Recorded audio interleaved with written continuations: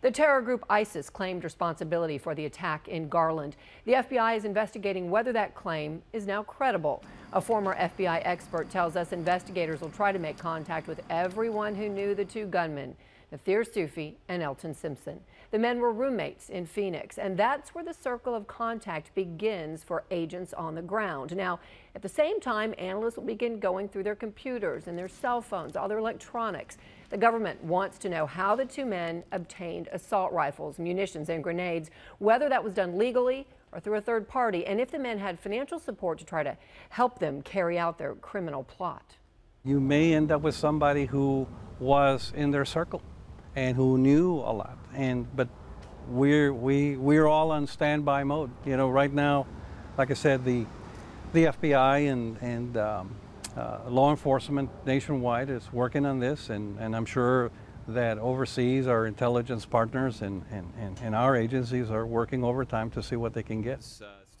And today, White House spokesperson Josh Ernst praised Garland police, but the White House is not ready to confirm the claim from ISIS that it was responsible. Fox 4's Deanna Zoga talked to experts who say they're skeptical of that ISIS claim. Deanna. They are, Heather. In an audio statement, ISIS says two of its, quote, soldiers were behind the shooting in Garland. The White House says the intelligence community is still working to confirm that, but experts we talked to say there is reason to doubt that claim.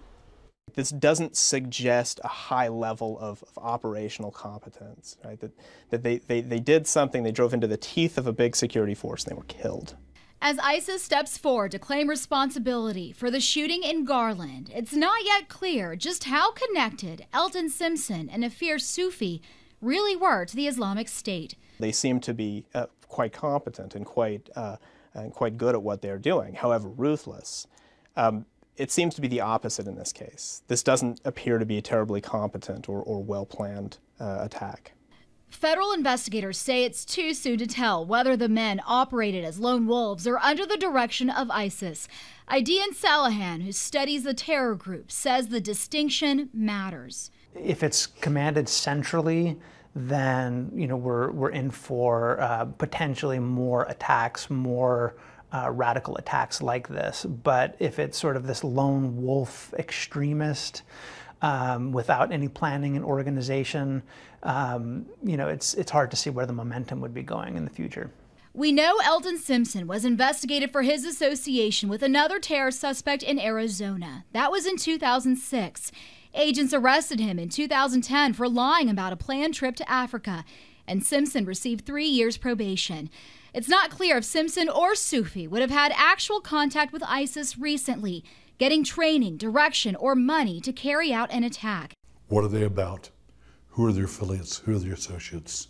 Danny Deffenbaugh, who retired from the FBI, says investigators will work to figure out if the men had other plans.